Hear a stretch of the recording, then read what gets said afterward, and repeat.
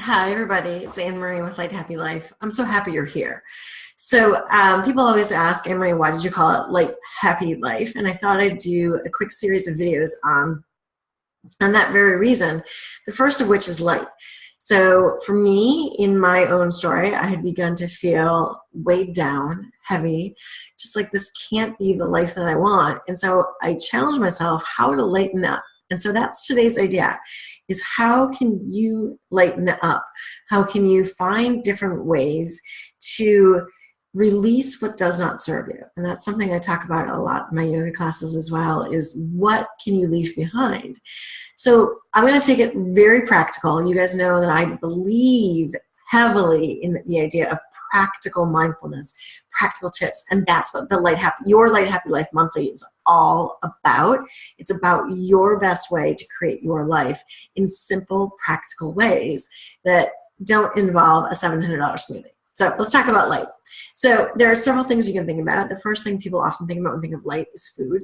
And yeah, that's absolutely true. What are you putting into your body? What works for you and your body? How can you lighten up in that area? I often use the reference about Cheetos. So I'm not gonna lie, crunchy Cheetos, excuse me, yeah, it's deadly, okay? Like the fake orange, I don't know what's in it. I love it. I really can't eat it. I feel like death afterwards, okay? I know it's not great. I'd much rather have a real cheese made from real cows. Again, don't know what's in that orange stuff. But I know this about myself. And so for me to lighten up, to feel better in my body, it's not eating a bag of Cheetos and then collapsing on the couch. It's finding a way to plan a healthy meal. And if I'm craving cheese, I lived in Wisconsin for a number of years. If I'm craving cheese, it's all about finding the right cheese.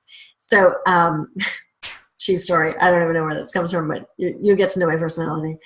So, that's one thing to lighten up. Another thing that I'm absolutely passionate about is stuff. We have so much stuff, and we spend as women so much of our time focused on what I have, what is in my life, what is in my house, what am I wearing, what am I carrying, like, what can you lighten up on? Can you please weed out your closet and donate a bunch of stuff that you no longer wear, that doesn't fit, that just hasn't been worn in ages? Go ahead and donate it to Big Brothers, to the Vietnam vets, to whomever, so that they can use it and repurpose it and find a better use case for it.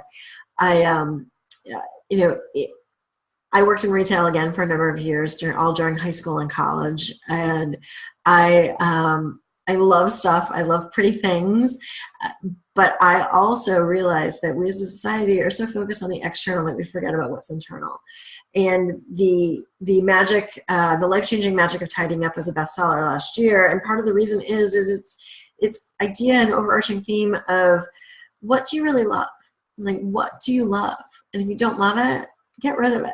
I'm not quite into that amount of extreme purging, but really take a look at what you have around your house that you don't need, that just when you open that closet, you go, right? Like, what can you release and what can you get rid of? And the same goes for who's in your life, right? Now, I don't want you to do a whole purge of your friends, but think about when you talk to somebody, are you burdened afterwards? Do you feel like you need a shower from everything that they said, all the negativity in their life? Or is it something where they make you feel inspired? They make you feel connected back to who you were maybe 10, 15 years ago. One of my good girlfriends, we've been friends for, 16 years now. And I know this because I remember when I moved to Massachusetts. And it's been great to see our lives go together. And we realize that, yeah, when we get together, there are times when we completely complain about things. But at the end, we really want to make sure that we support each other, right? How can we make each lives better? And that's what we're focused on. So that's a way to lighten up. So think about yourself. How can you take a couple of simple steps to lighten up? Can it be in the kitchen, right? Which is a simple way. Can it be by decluttering and clearing out things? Can it be by looking for something that sucks your energy out? Like, how can you lighten up to create your light, happy life?